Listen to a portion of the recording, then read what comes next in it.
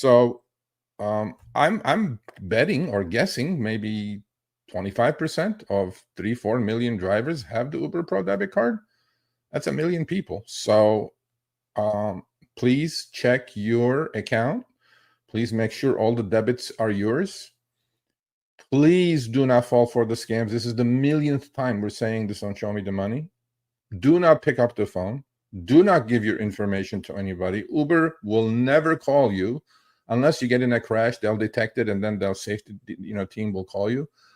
Do not pick up the phone. Or any safety incident. Just don't, because you're gonna get your clock cleaned. Don't.